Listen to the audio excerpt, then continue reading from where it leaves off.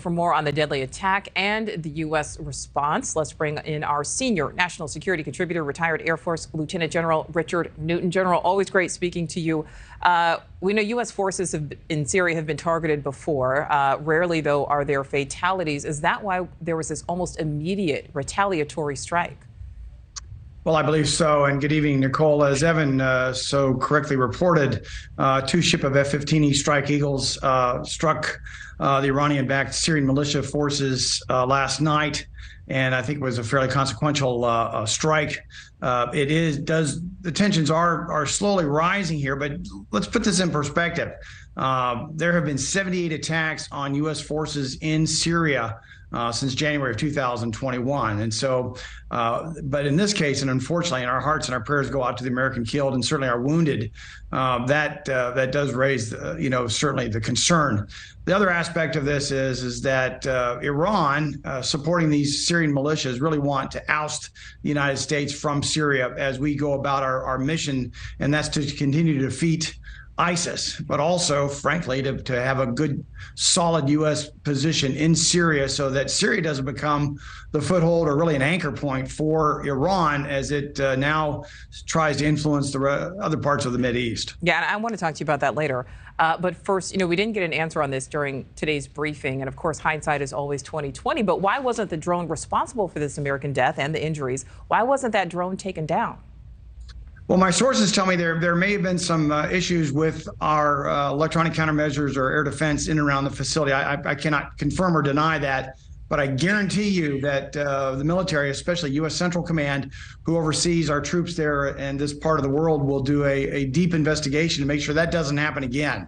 More to report on that later, but nonetheless, anytime we lose an American or certainly are wounded now, there'll be a deep dive investigation to make sure we uncover what went wrong and correct it so it doesn't happen again. Yeah, absolutely. In general, you just alluded to this, but is this only going to further aggravate this already strained relationship between the U.S. and Tehran?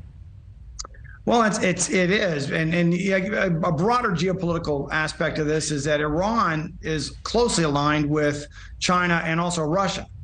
We've talked about this before on air, where Iran has been supplying Russia with these drones in the Ukrainian conflict and so forth. And so now that we see these drones and rockets engage with U.S. forces on the ground in Syria, although it's happened, as I mentioned, a number of other times, but still it does. It complicates the U.S. position because you now have China on the world stage. Just think about this. Last week, China brokered a diplomatic breakthrough to establish relationships between Saudi and Iran. And so it does. And this last events, these last couple nights is ratcheting up the tension.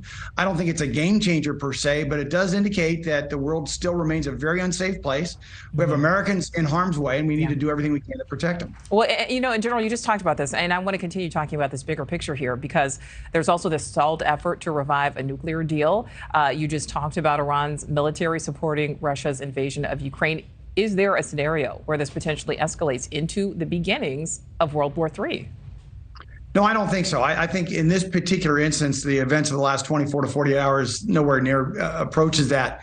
But on the broader stage, the fact that Iran is modernizing its military, the fact that it has the largest ballistic missile and cruise missile arsenal in the Mideast, the fact that it is really moving quickly to modernize its nuclear forces. General Milley testified, the chairman of the Joint Chiefs of Staff, testified in the House Armed Services Committee that Iran is within 2 weeks in a period of time of being able to produce the nuclear fissile material that would go on a warhead, and in turn, just in a number of months, would be able to produce a nuclear weapon. And so that's something we cannot tolerate. Not only we, but our allies, especially Israel, cannot tolerate that in the Mideast. Absolutely not. Yeah, you are correct. All right, General Newton, always great to speak with you. Have a good weekend. You too, Nichole. Thank you. Thank you for watching. Go to newsnationnow.com to find NewsNation on your television provider. And don't forget to click the red subscribe button below to get more of NewsNation's fact-driven, unbiased coverage.